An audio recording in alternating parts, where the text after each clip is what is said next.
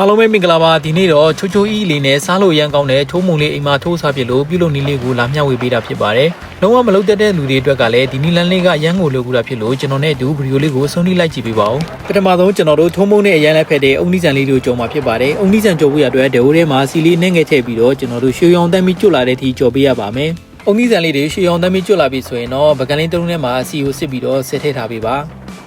ပြီးရင်တော့ကျွန်တော်တို့မုံနှစ်ဆက်ပါမယ်မုံနှစ်ဆက်ဖို့ရအတွက်ကောင်းချင်းဆန်ကိုဒီစံချိန်ခွဲနဲ့3ခွက်အတိထည့်ပါမယ်တကြားကိုတော့ကျွန်တော်ထမင်းစားဆုံးရဲ့6သုံးစာထည့်မယ်စားပီစီရဲ့ရေကိုလည်းကျွန်တော်ဒီစံချိန်ခွဲနဲ့3ခွက်အတိထည့်ပါမယ်နောက်ဆုံးမှကျွန်တော်ဒီစားစီကိုထမင်းစားဆုံးနဲ့4သုံးစာထည့်ပါမယ်အားလုံးထည့်ပြီးသွားပြီဆိုရင်တော့ကျွန်တော်တို့အရသာလေးတွေနှက်ဆက်သွားအောင်လို့ဒီလိုကျုပ်ခောက်တန်လေးနဲ့ဆက်ရှိလက်ရှိလေးမှွေသွားပြလိုက်ပါ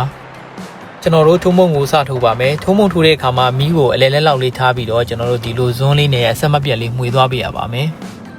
ကျွန်တော်တို့အဆက်မပြတ်လေးမှွေလာလိုက်လို့ရှိရင်မုံသားလေးတွေကတဖြည်းဖြည်းနဲ့ခဲလာပါတယ်မုံသားလေးတွေကလည်းကျွန်တော်တို့ဒီရေခမ်းပြီးတော့ကျွန်တော်ထည့်ထားတဲ့စီနဲ့မုံသားနဲ့တသားလေးဖြစ်တဲ့အထိကိုကျွန်တော်တို့ကထပ်ပြီးတော့ထိုးပြီးသွားပါမယ်အခုလိုအနေထားလေးရောက်ပြီဆိုရင်တော့စီကိုနောက်ထပ်ထမင်းစားစုံနဲ့လေးစုံသာထပ်ထည့်ပါမယ်ပြီးရင်တော့မုံနဲ့စီနဲ့တသားလေးဖြစ်တဲ့အထိကိုကျွန်တော်တို့အဆက်မပြတ်ထိုးသွားပေးရပါမယ်ထိုးမို့ဆိုတဲ့အတိုင်းပဲကျွန်တော်တို့ဒီလိုအဆက်မပြတ်လေးနာနာလေးထိုးပေးမှသာလေမုံသားလေးကအီးလေးနဲ့စားလို့ရန်ကောင်းမှာဖြစ်ပါတယ်ကျွန်တော်တို့ထည့်ထားတဲ့စီနဲ့မုံသားနဲ့တသားလေးဖြစ်ပြီဆိုရင်တော့နောက်ထပ်ထောပတ်ကိုလည်းထမင်းစားစုံနဲ့တစုံစာလောက်ကိုထည့်ပြီးတော့ကျွန်တော်တို့မုံသားနဲ့တသားလေးဖြစ်တဲ့အထိကိုဆက်ထိုးသွားပေးရပါဦးမယ်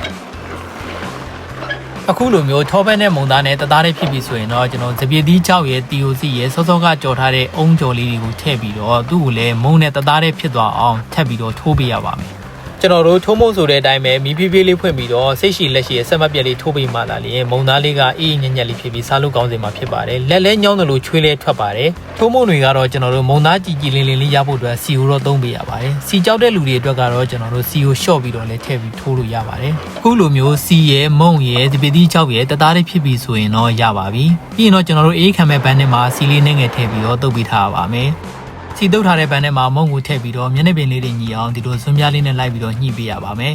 ။ပြီးရင်တော့ကျွန်တော်တို့စောစောကကြော်ထားတဲ့အုံးဆန်ကြော်လေးတွေကိုမုံရဲ့ပုံကနေလိုက်ဖြူပြီးတော့ဒီလိုစွန်းပြားလေးနဲ့လိုက်ဖိကအေးခံထားပေးလိုက်ပါ။ဒီထုံးမုံလိုနေလေးကိုသိမယ်ဆိုရင်တော့ကျွန်တော်တို့ဘယ်နေရာဘယ်ဒေသမှာပဲရောက်ရောက်အလွမ်းပြေထုံးမုံလေးကိုကိုယ်တိုင်ထိုးစားလို့ရပါပြီ။ဒီလိုမျိုးအိမ်မှာလုပ်တဲ့မုံတွေကအကုန်ကြလဲတက်တာပြီးတန်ရှင်းလက်ဆက်ကများများလဲစားရပါတယ်။နောက်ဆုံးမှာတော့ကျွန်တော်တို့မုံကိုကိုယ်စစ်ကြရွယ်ကကြီးလေးနဲ့ညှက်ပြီးတော့သုံးဆောင်လို့ရပါပြီ။ကျွန်တော်ရဲ့ဗီဒီယိုလေးကိုဆုံးဖြတ်ကြည့်ပေးလို့အားလုံးကိုကျေးဇူးတင်ပါတယ်ကျွန်တော်နဲ့အတူနောက်ဗီဒီယိုတွေမှာပြန်ဆုံပါမယ်